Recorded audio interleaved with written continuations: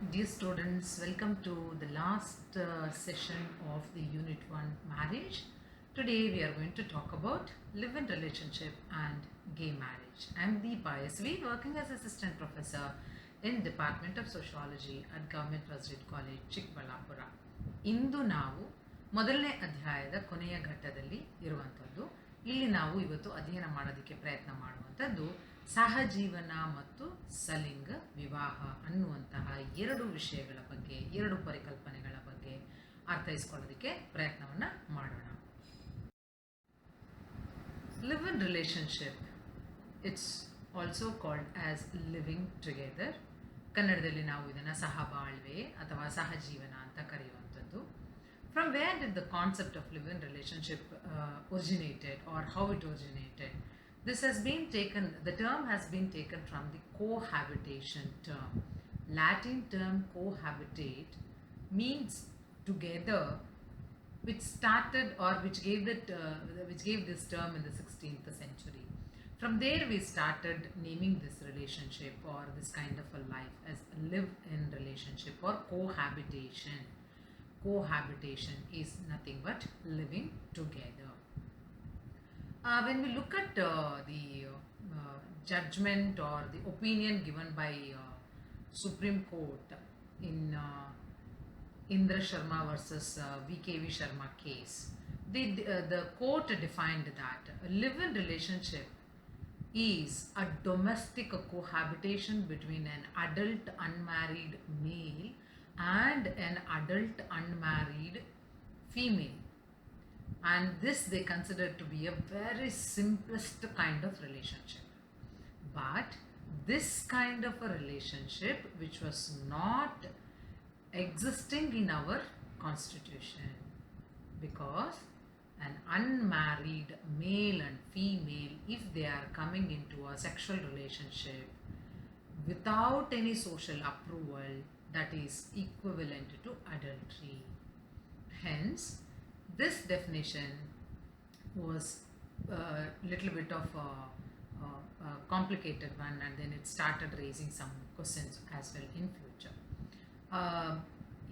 Supreme ಕೋರ್ಟ್ನಲ್ಲಿ ಇಂದಿರಾ ಶರ್ಮಾ ಮತ್ತು V K V Sharma ಅವರ ನಡುವೆ ನಡೆದಂತಹ ಒಂದು ಕೇಸ್ನ ಸಂಬಂಧಿತವಾದಲ್ಲಿ ಸುಪ್ರೀಂ ಕೋರ್ಟ್ನಲ್ಲಿ ಬಂದಂತಹ ಒಂದು ಡಿಸಿಷನ್ ಅಥವಾ ಅವರು ಒಂದು ಡಿಫೈನ್ ಮಾಡಿದ್ದು ಹೇಗೆ ಸಹಬಾಳ್ವೆ ಅಥವಾ ಸಹಜೀವನ ಅಂತ ಹೇಳಿದ್ರೆ, ಇದು ಒಂದು ಗೃಹ ರೀತಿಯಲ್ಲಿ ವಾಸಿಸುವಂತಹ ಒಂದು ಲೈಫು.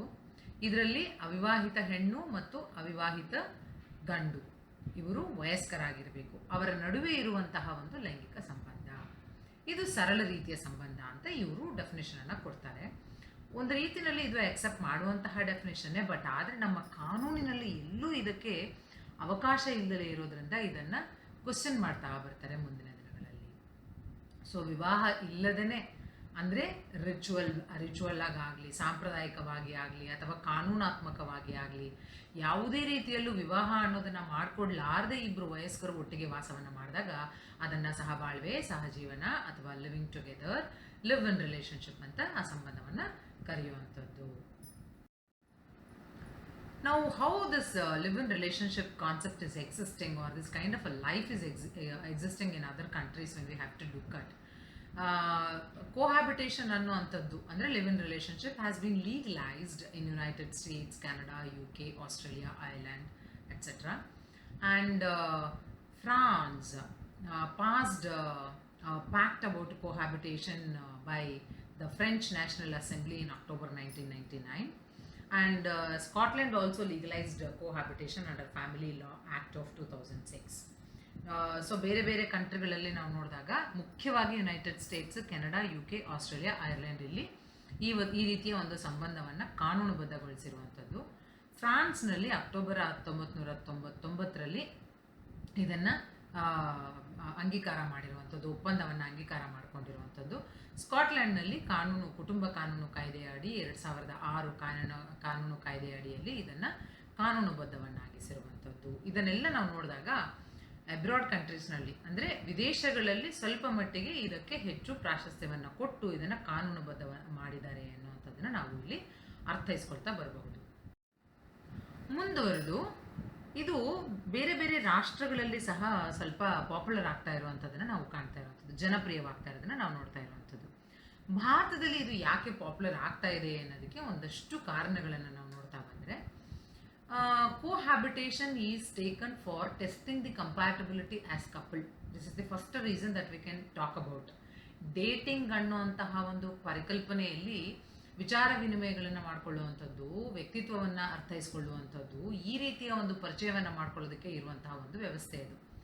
ಆದರೆ ಇಲ್ಲಿ ಸೆಕ್ಷುವಲ್ ರಿಲೇಷನ್ಶಿಪ್ಸ್ನ ಮೂಲಕ ಕಂಪ್ಯಾಟಬಿಲಿಟಿ ನಮ್ಮ ಇದೆಯಾ ಇಲ್ವಾ ನಮಗೆ ಅನ್ನುವಂತಹ ಒಂದು ಟೆಸ್ಟಿಂಗನ್ನು ಮಾಡುವಂತಹ ಒಂದು ಹೊಂದಾಣಿಕೆ ಆಗುತ್ತಾ ಇಲ್ವಾ ನಮಗೆ ಅನ್ನೋದನ್ನ ಪರೀಕ್ಷೆ ಮಾಡುವಂತಹ ಒಂದು ಸಂದರ್ಭವನ್ನು ಈ ಒಂದು ಸಂಬಂಧದಲ್ಲಿ ಕ್ರಿಯೇಟ್ ಮಾಡ್ಕೊಳ್ತಾ ಇದ್ದಾರೆ ಅನ್ನೋದನ್ನು ನಾವು ನೋಡ್ತಾ ಬರುವಂಥದ್ದು.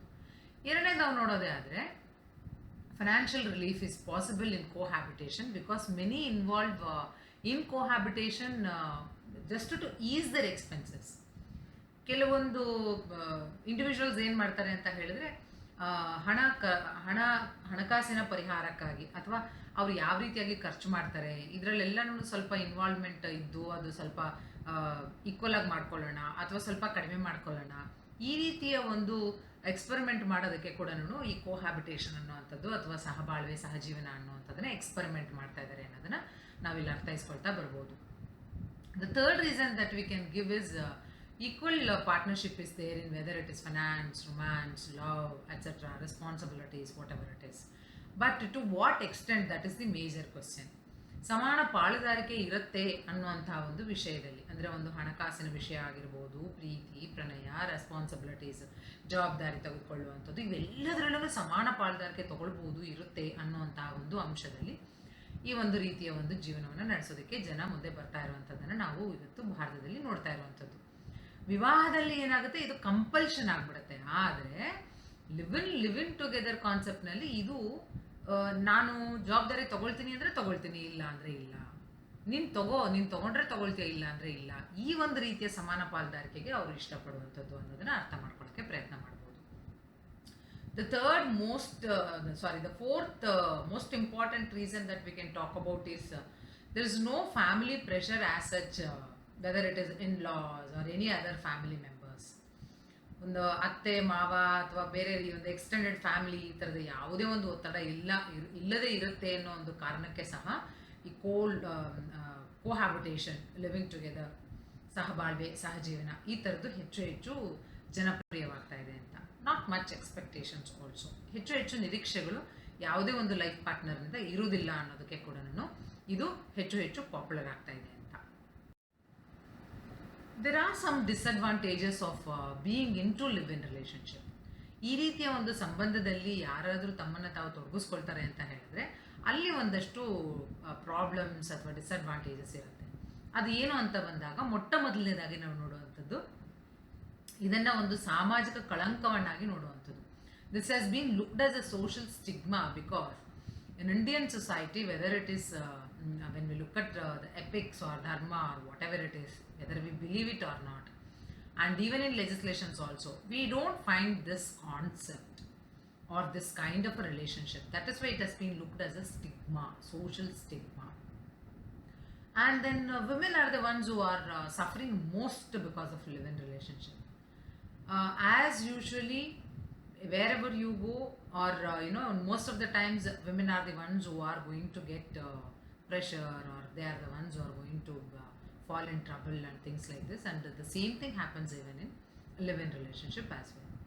The third reason or the third disadvantage that we can see is effect on children. There is an insecurity feeling for children.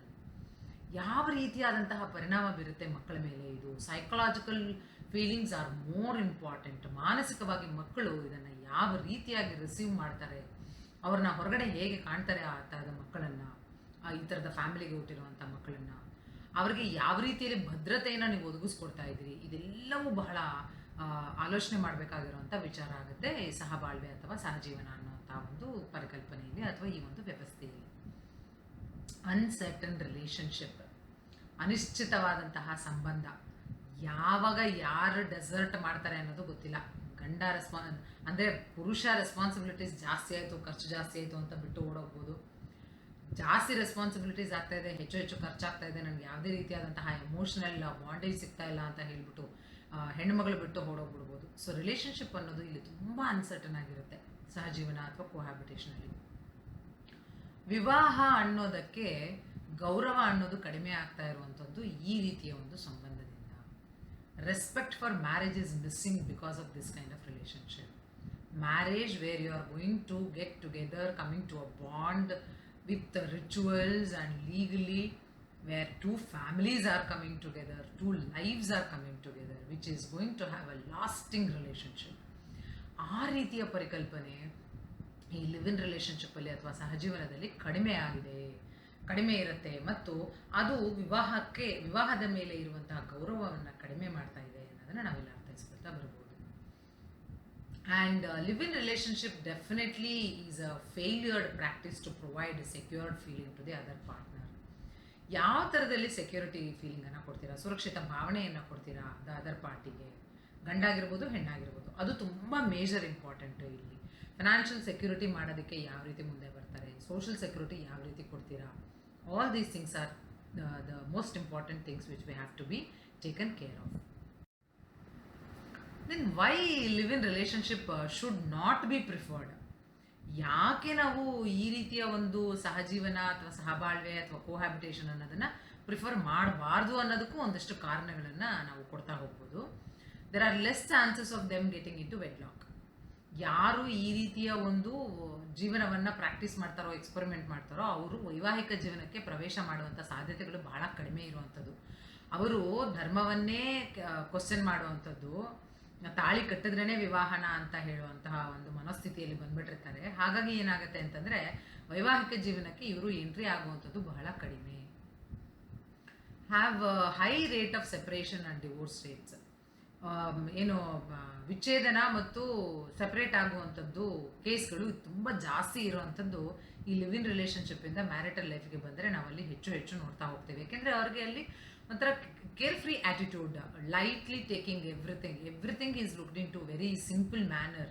So ಇಲ್ಲಿ ಕಮಿಟ್ಮೆಂಟ್ ಅನ್ನೋದಿರುತ್ತೆ ಮ್ಯಾರೇಜು ಅಂತಂದಾಗ, ಸೋಷಿಯಲ್ ರೆಸ್ಪಾನ್ಸಿಬಿಲಿಟಿ ಇರುತ್ತೆ. You have to answer to your elderly generation and you have to be accountable for your future generation. All these things will be there. So the higher rate of divorce and separation we can find if people continue, after a live-in relationship, if they enter into marital life, this is the thing which is going to happen. ಅಕ್ರಮ ವೈವಾಹಿಕ ಸಂಬಂಧಗಳನ್ನು ಹೊಂದುವಂತಹ ಸಾಧ್ಯತೆಗಳು ಬಹಳ ಹೆಚ್ಚಾಗಿ ಇರುವಂಥದ್ದು. They are most likely to having extra marital affairs because they think that keep trying with other partner. Live-in relationship means keep trying with other partner, with whomever you feel compatible with them you can lead your life. That is the concept that people have understood. Less chances of desire for lasting relationship. ಶಾಶ್ವತ ಸಂಬಂಧವನ್ನು ನಾವು ಕಟ್ಟಿಕೊಳ್ಳಬೇಕು ಅನ್ನುವಂತಹ ಬಯಕೆ ಬಹಳ ಕಡಿಮೆ ಸಂಬಂಧಗಳಲ್ಲಿ ನಾವು ಈ ರೀತಿಯ ಒಂದು ಅಂಶವನ್ನು ಕಾಣ್ತಾ ಬರ್ತೇವೆ. ಹಾಗಾಗಿನೇ ಲಿವ್ ಇನ್ ರಿಲೇಷನ್ಶಿಪ್ ಅನ್ನುವಂಥದ್ದನ್ನು ಪ್ರಿಫರ್ ಮಾಡಬಾರ್ದು ಅನ್ನುವಂಥ ಒಂದು ಅಂಶವನ್ನು ನಾವು ಇಲ್ಲಿ ಅರ್ಥೈಸ್ಕೊಳ್ತಾ ಬರಬೇಕಾಗುತ್ತೆ. ಮುಂದುವರೆದು ಇನ್ನೂ ನೋಡೋದೇ ಆದರೆ they are not bothered about commitments and responsibilities. ಜಾಸ್ತಿ ಜವಾಬ್ದಾರಿಗಳು, ಬದ್ಧತೆಗಳು ಇದ್ರ ಬಗ್ಗೆ ಅವ್ರು ತಲೆ ಕೆಡಿಸ್ಕೊಳಕ್ಕೆ ಹೋಗೋದಿಲ್ಲ. ಆಯ್ತಾ, ಇವತ್ತಿನ ಲೈಫು ಮುಗೀತು. You are earning, you are enjoying life today, socially, psychologically, enough, more than enough. This is what they feel. So more difficulty in resolving conflicts. ಯಾವುದೇ ರೀತಿಯಾದಂತಹ ಒಂದು ಸಂಘರ್ಷಗಳು ಥರ ಬಂತು ಅಂತ ಹೇಳಿದ್ರೆ ಎರಡು ಜೀವಗಳ ನಡುವೆ ಅದನ್ನು ಹೇಗೆ ಪರಿಹರಿಸಬೇಕು ಅನ್ನೋವಂಥದ್ದು ಅವರಿಗೆ ಹೆಚ್ಚು ಸಮಸ್ಯೆ ಉಂಟಾಗುತ್ತೆ, ತೊಂದರೆ ಉಂಟಾಗುತ್ತೆ ಅವರಿಗೆ. They feel very uncomfortable in getting to know how to resolve all this kind of problems ಅಂತ ಹೇಳ್ಬಿಟ್ಟು. And whenever they are trying out with live in relationship, ಅದು they may not get right person for life. ಒಂದು ಇಡೀ ಜೀವನಕ್ಕೆ ನಮಗೆ ಒಂದು ಸರಿಯಾದ ವ್ಯಕ್ತಿಯನ್ನು ನಾವು ಪಡಿತೀವಿ ಅನ್ನುವಂಥ ಒಂದು ನಂಬಿಕೆ ಅಲ್ಲಿ ಖಂಡಿತ ಇರೋದಿಲ್ಲ. ಇದು that is the reason why we should not go for live in relationship ಅಂತ ಹೇಳಿ. They don't have any respect for marriage or bond. ವಿವಾಹ ಅನ್ನೋದಕ್ಕೆ ಮತ್ತು ಸಂಬಂಧಗಳು ಅನ್ನೋದಕ್ಕೆ ಯಾವುದೇ ರೀತಿಯಾದಂತಹ ಗೌರವ ಇರೋದಿಲ್ಲ. ಹಾಗಾಗಿ ಕೋಹ್ಯಾಬಿಟೇಷನ್ ಅನ್ನೋದನ್ನು ಯಾರೂ ಪ್ರಿಫರ್ ಮಾಡೋದಿಲ್ಲ ಅನ್ನುವಂಥದ್ದು ಮತ್ತೊಂದು ಕಾರಣ. And the last reason that we can try to understand is usually these kind of relationships have to face parental disapproval. ಯಾವುದೇ ಒಬ್ಬ ಪ್ಯಾರೆಂಟ್ ಈ ಥರದ ಒಂದು ಪರಿಸ್ಥಿತಿಯನ್ನು ಅವರು ಅಪ್ರೂವ್ ಮಾಡೋದಿಲ್ಲ. ಅಸಮ್ಮತಿಯನ್ನು ಕೊಡ್ತಾರೆ ಹೊರತು ಸಮ್ಮತಿಯನ್ನು ಖಂಡಿತವಾಗ್ಲೂ ಪೋಷಕರು ನೀಡೋದಿಲ್ಲ. ಹಾಗಾಗಿ this is the problem that we do face if at all we are going into live in relationship or cohabitation, ಸಹಜೀವನ ಅಥವಾ ಸಹಬಾಳ್ವೆ. ಹಾಗಾಗಿಯೇ ಸಹಬಾಳ್ವೆ ಅನ್ನೋದಕ್ಕನ್ನ ಜಾಸ್ತಿ ಜನ ಇದನ್ನು ಪ್ರಿಫರ್ ಮಾಡೋದಿಲ್ಲ ಅಂತ ಹೇಳಿ ನಾವಿಲ್ಲಿ ಅರ್ಥೈಸ್ಕೊಳ್ಳುವಂಥದ್ದು. Then the other concept that we can look into is the gay marriage, ಸಲಿಂಗ ವಿವಾಹ. ಇದನ್ನು ಇಂಗ್ಲೀಷ್ನಲ್ಲಿ ಸೇಮ್ ಸೆಕ್ಸ್ ಮ್ಯಾರೇಜ್ ಅಂತ ಸಹ ಹೇಳ್ತಾರೆ. ಯಾಕೆ ಅಂತ ಹೇಳಿದ್ರೆ, ಗೇ ಅಂತ ಹೇಳಿದ್ರೆ ಆ್ಯಕ್ಚುಲಿ ಪುರುಷರಿಗೆ ಹೇಳುವಂಥದ್ದು, ಲೆಸ್ಬಿಯನ್ ಅಂತ ಹೇಳಿದಾಗ ಹೆಣ್ಣು ಮಕ್ಕಳಿಗೆ ಹೇಳುವಂಥದ್ದು. ಇಲ್ಲಿ ಸಲಿಂಗ ವಿವಾಹ ಅನ್ನುವಂಥದ್ದು ಒಂದು ಮುಖ್ಯ ಅಂಶ ನಾವು ಚರ್ಚೆ ಮಾಡುವಂಥದ್ದು. The same sex marriage. Same sex marriage ಅನ್ನುವಂಥದ್ದನ್ನು ನಾವು ನೋಡೋಕ್ಕೆ ಹೋದಾಗ ನಮ್ಮ ಒಂದು ಇತಿಹಾಸಗಳನ್ನು, ರೆಕಾರ್ಡ್ಗಳನ್ನು, ಅವುಗಳನ್ನೆಲ್ಲ ನಾವು ಪುನಃ ಪರಿಶೀಲನೆ ಮಾಡ್ತಾ ಹೋದರೆ ಕೆಲವೊಂದು ಸಂಸ್ಕೃತಿಯಲ್ಲಿ ಇವುಗಳ ಒಂದು ಉಲ್ಲೇಖ ಇರುವಂಥದ್ದನ್ನು ನಾವು ಕಾಣ್ತಾ ಬರ್ತೇವೆ. ಬಟ್ ಆದರೆ ಅದು ಕಾನೂನುಬದ್ಧವಾಗಿ ಇವತ್ತು ಅನೇಕ ರಾಷ್ಟ್ರಗಳಲ್ಲಿ ಕಾಣ್ತಾ ಇಲ್ಲ. In the late 20th century, the concept of same sex marriage is becoming increasingly common. ಒಂಥರ ಫ್ಯಾಸಿನೇಷನ್ ಆಗ್ತಾ ಇದೆ ಇದು ಸಲಿಂಗ ವಿವಾಹ ಅನ್ನುವಂಥದ್ದು. 2001ರಲ್ಲಿ ನೆದರ್ಲ್ಯಾಂಡ್ನಲ್ಲಿ ಇದೊಂದು ಲೀಗಲ್ ಎನಾಕ್ಟ್ಮೆಂಟ್ ಮಾಡ್ತಾರೆ, approval for same sex marriage ಅನ್ನುವಂಥದ್ದು. ಒಂದು 2015 ಅಷ್ಟೊತ್ತಿಗೆ ಒಂದು 13 ರಾಷ್ಟ್ರಗಳು ಇದನ್ನು ಸಪೋರ್ಟ್ ಮಾಡ್ತಾರೆ.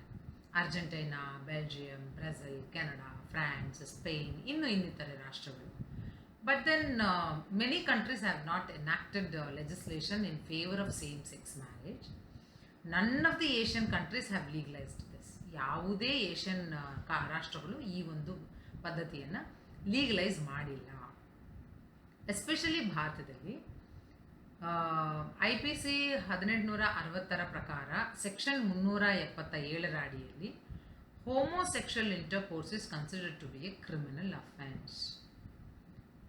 ಒಂದೇ ಲಿಂಗಕ್ಕೆ ಸೇರಿದವರು ಲೈಂಗಿಕ ಆಸಕ್ತಿಯಲ್ಲಿ ತೊಡಗಿಸ್ಕೊಳ್ತಾರೆ ಅಂತಂದರೆ ಅದು ಅಪರಾಧ ಅಂತ ಈ ಒಂದು ಸೆಕ್ಷನ್ ಹೇಳ್ತಾ ಬರುತ್ತೆ. ಸೊ ಹಾಗಾಗಿ ಇದನ್ನು ತುಂಬ ಸೀರಿಯಸ್ ಆಗಿ ಯಾರೂ ಇದನ್ನು ಕನ್ಸಿಡರ್ ಮಾಡ್ತಾ ಇಲ್ಲ. Some cases we do see where people are interested in homosexual intercourses. Then there is another concept by name LGBT. LGBT ಅಂತ ಹೇಳಿದ್ರೆ lesbian, gays, bisexual, transgender or the third gender, now what we call it as. Lesbian ಅಂತ ಹೇಳಿದ್ರೆ ಆಗಲೇ ಹೇಳಿದ ಹಾಗೆ ಹೆಣ್ಣು ಮಕ್ಕಳ ಮೇಲೆ ಕಾಮಾಸಕ್ತಿ ಉಂಟಾದಾಗ ಅವರನ್ನು ಲೆಸ್ಬಿಯನ್ಸ್ ಅಂತ ಹೇಳುವಂಥದ್ದು.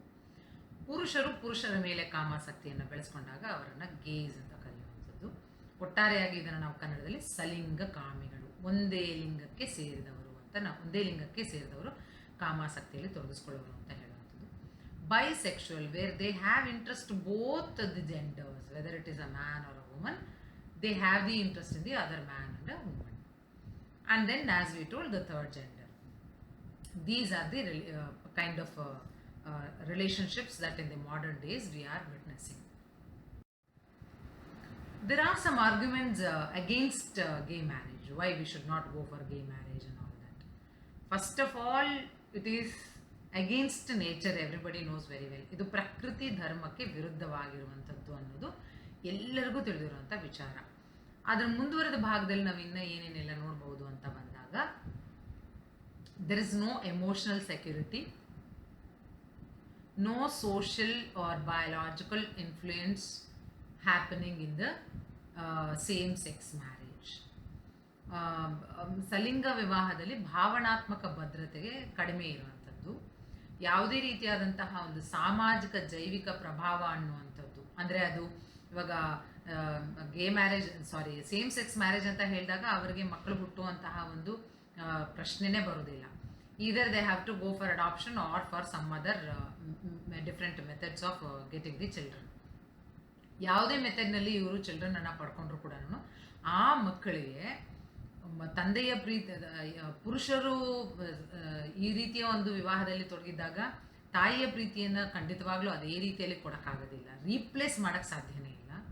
ಹೆಣ್ಣು ಮಕ್ಕಳು ಈ ರೀತಿಯ ಒಂದು ಸಂಬಂಧದಲ್ಲಿ ತೊಡಗಿಸ್ಕೊಂಡಾಗ ತಂದೆಯ ಪ್ರೀತಿಯನ್ನು, ಪ್ರಭಾವವನ್ನು ಖಂಡಿತವಾಗ್ಲೂ ರೀಪ್ಲೇಸ್ ಮಾಡೋಕ್ಕಾಗಲ್ಲ. That is the first major argument which is there against same sex marriage. Then as we know right now that there is absence of procreative processes, ಸಂತಾನೋತ್ಪತ್ತಿ ಅನ್ನುವಂಥ ಒಂದು ಉದ್ದೇಶದ ಅನುಪಸ್ಥಿತಿ ಇಲ್ಲಿ ಇರೋದ್ರಿಂದ ಇದನ್ನು ಪ್ರಿಫರ್ ಮಾಡಬಾರ್ದು, this should not B in existence ಅಂತ ಹೇಳುವಂಥದ್ದು. ಆಮೇಲೆ ಈಗ ಮತ್ತೆ ಡಿಸ್ಕಷನ್ ಮಾಡಿದ ಹಾಗೆ IVF ಮೆಥಡ್ನಲ್ಲಿ ಮಕ್ಕಳನ್ನ ಪಡ್ಕೊಳ್ತೀರಾ ಅಥವಾ ಅಡಾಪ್ಷನ್ ಮಾಡ್ಕೊಳ್ತೀರಾ ಅಂತ ಹೇಳಿದ್ರೆ, ಆ ಹುಟ್ಟೋ ಮಕ್ಕಳು ಅಥವಾ ಅಡಾಪ್ಟ್ ಮಾಡ್ಕೊಂಡಿರೋ ಮಕ್ಕಳು always they haunt for biological parents.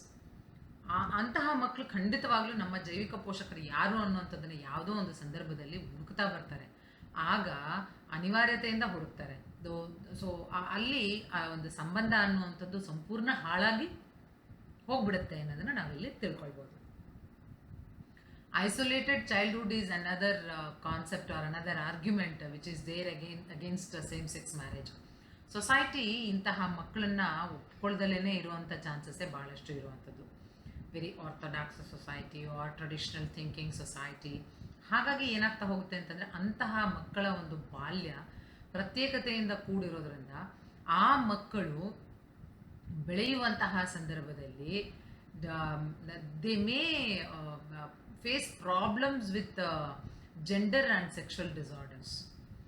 ಲಿಂಗ ಅಥವಾ ಲೈಂಗಿಕ ಅಸ್ವಸ್ಥತೆ ಅನ್ನುವಂಥದ್ದು ಅಥವಾ ಡಿಸಾರ್ಡರ್ಸ್ ಅನ್ನುವಂಥದ್ದನ್ನು ಅವರ ಪರ್ಸನಾಲಿಟಿನಲ್ಲಿ ಇನ್ವಾಲ್ವ್ ಆಗ್ತಾ ಹೋಗ್ಬಿಡುತ್ತೆ. So this is going to be very very dangerous. Why gay marriage can be legalized? Same sex marriage can be legalized.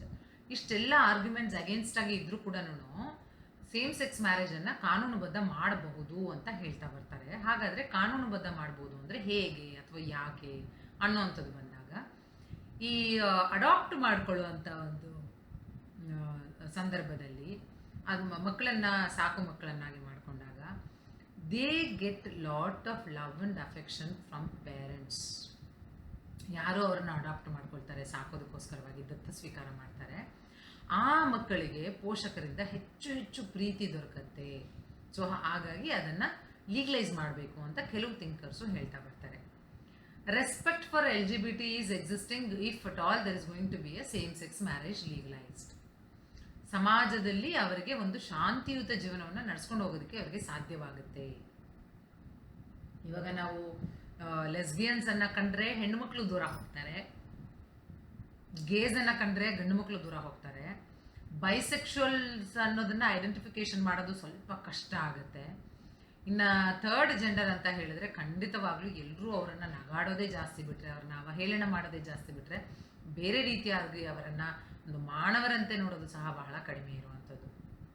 ಸಪೋಸಿಂಗ್ಲಿ ಈ ಒಂದು ಸೇಮ್ ಸೆಕ್ಸ್ ಮ್ಯಾರೇಜ್ ಏನಾದರೂ ಕಾನೂನುಬದ್ಧವಾಯಿತು ಅಂತ ಹೇಳಿದ್ರೆ, ಎಲ್ಲೋ ಒಂದು ಕಡೆ ಈ ರೀತಿಯ ಸಂಬಂಧಗಳಲ್ಲಿ ತೊಡಗಿಸ್ಕೊಳ್ಳೋರಿಗೆ ಒಂದು ಗೌರವ ಸಿಕ್ಕತ್ತೆ ಎನ್ನುವಂಥದ್ದು ಒಂದು ಅಭಿಪ್ರಾಯ ವ್ಯಕ್ತ ಆಗಿರುವಂಥದ್ದು. There is a concept called as medical visitation or medical rights. ವೈದ್ಯಕೀಯ ಹಕ್ಕುಗಳು ಅಂತ ಹೇಳ್ತೀವಿ. ಈ ವೈದ್ಯಕೀಯ ಹಕ್ಕುಗಳು ಅಂತ ಹೇಳಿದ್ರೆ ಏನು ಅಂತ ಹೇಳಿದ್ರೆ, ಲೆಸ್ಬಿಯನ್ಸ್ ಅಥವಾ ಗೇಸ್ ಅಂತ ಹೇಳಿದಾಗ ಒಂದೇ ಜೆಂಡರ್ಗೆ ಸೇರಿದವರು, ಇಲ್ಲ ಬರೀ ಹೆಣ್ಮಕ್ಳು ಇಲ್ಲ ಬರೀ ಗಂಡು ಮಕ್ಕಳು. ಇವರಿಗೆ ಏನಾದರೂ ಇವರು ಒಂದು ಸಂಬಂಧದಲ್ಲಿ ತೊಡಗಿಸ್ಕೊಂಡಿದ್ದಾರೆ ಅಂತ ಹೇಳಿದ್ರೆ, ಏನಾದರೂ ಅವರು ಮೆಡಿಕಲ್ ಪ್ರಾಬ್ಲಮನ್ನು ಫೇಸ್ ಮಾಡಿದ್ರೆ ಡಾಕ್ಟರ್ಸು ಇವರಿಗೆ ಎಲ್ಲ ವಿಷಯಗಳನ್ನು ಅವ್ರಿಗೆ ಹೇಳೋದಕ್ಕೆ ಅವರಿಗೆ ಸಾಧ್ಯ ಇಲ್ಲ ಅಂತ ಹೇಳಿದ್ರೆ it is against medical ethics. ಆದರೆ ಈ ಥರದ ಒಂದು ಸೇಮ್ ಸೆಕ್ಸ್ ಮ್ಯಾರೇಜನ್ನು ಲೀಗಲೈಸ್ ಮಾಡಿದ್ರೆ medical visitation and medical rights become very easy. They can get into the relationship and then they can have a better understanding. The same sex marriage, if it is going to be legalized, definitely it is going to diminish the youth suicide ಅಥವಾ suicide among young generation. ನಾವು ಇವತ್ತು ಏನಾಗ್ತಾ ಇದೆ ಅಂತ ಹೇಳಿದ್ರೆ, ಈ LGBT ಥರದ LGBT-ನಲ್ಲಿ ಬಿಟ್ಬಿಡೋಣ, ಬೈಸೆಕ್ಷುವಲ್ ಬಿಟ್ಬಿಡೋಣ concept for time being. Lesbians, gays, third gender, ಈ ಥರದ ಈ ಮೂರು ಲೈಫ್ ಸ್ಟೈಲ್ಸನ್ನು ನಾವು ನೋಡಿದಾಗ ಆ ಮೂರು ಲೈಫ್ ಸ್ಟೈಲು ನಮ್ಮ ಸೊಸೈಟಿಗೆ ಅಬ್ನಾರ್ಮಲ್ ಆದಾಗ ಏನಾಗುತ್ತೆ ಅಂತ ಹೇಳಿದ್ರೆ, ಸೊಸೈಟಿ ಅವರನ್ನು ರೆಸ್ಪೆಕ್ಟ್ ಮಾಡೋದಿಲ್ಲ. They don't accept them and they try to keep them away from their family and others try to torture them in an another way. ಆಗ ಏನಾಗ್ತಾ ಹೋಗುತ್ತೆ, ಆ ಟಾರ್ಚರ್ ತಡ್ಕೊಳಕ್ಕಾಗ್ದಲೇನೋ ಅಥವಾ ಅವರು ಆ ಸೋಷಿಯಲ್ ಐಸೋಲೇಷನ್ ತಡ್ಕೊಳಕ್ಕಾಗ್ಲಾರ್ದೇನೋ ಅವರು ಆತ್ಮಹತ್ಯೆಯನ್ನು ಮಾಡ್ಕೊಳ್ಳೋಂಥ ಪರಿಸ್ಥಿತಿಗೆ ಬರ್ತಾರೆ. ಈ ಥರದ ಎಲ್ಲ ಸಂದರ್ಭಗಳಿಂದ ಅವ್ರನ್ನ ದೂರ ಮಾಡಬೇಕು ಅಂತ ಹೇಳಿದ್ರೆ ಸೇಮ್ ಸೆಕ್ಸ್ ಮ್ಯಾರೇಜನ್ನು ಕಾನೂನುಬದ್ಧಗೊಳಿಸಿದ್ರೆ ಬಹುಶಃ ಸಾಧ್ಯತೆ ಇದೆ ಅನ್ನುವಂಥದ್ದು ಒಂದು ಆರ್ಗ್ಯುಮೆಂಟು ಹೇಳ್ತಾ ಇರುವಂಥದ್ದು ಸಮಾಜ ಚಿಂತಕರು. So dear students, this is all about today's concept of live-in relationship and the same-sex marriage. ಇಂದಿನ ಒಂದು ತರಗತಿಯಲ್ಲಿ ನಾವು ಸಹಬಾಳ್ವೆ ಮತ್ತು ಸಲಿಂಗ ವಿವಾಹ ಅನ್ನೋದನ್ನು ಅರ್ಥೈಸ್ಕೊಳ್ಳೋದಕ್ಕೆ ಪ್ರಯತ್ನವನ್ನು ಮಾಡಿರುವಂಥದ್ದು. ಈ ಸೆಷನ್ನ ಜೊತೆಗೆ ನಾವು ಈ ಫಸ್ಟ್ ಚಾಪ್ಟರು ಇವತ್ತಿಗೆ ಮುಕ್ತಾಯ ಆಗುತ್ತೆ. ನಾವು ನೆಕ್ಸ್ಟ್ ಕ್ಲಾಸಿಂದ we are going to talk about the second chapter, that is family, ಕುಟುಂಬ ಅನ್ನುವಂಥದ್ದು 2ನೇ ಅಧ್ಯಾಯ. ಅದ್ರ ಬಗ್ಗೆ ಇನ್ನು ಮುಂದಿನ ದಿನಗಳಲ್ಲಿ ನಾವು ಅಧ್ಯಯನಗಳನ್ನು ಮಾಡ್ತಾ ಹೋಗೋಣ. Thank you.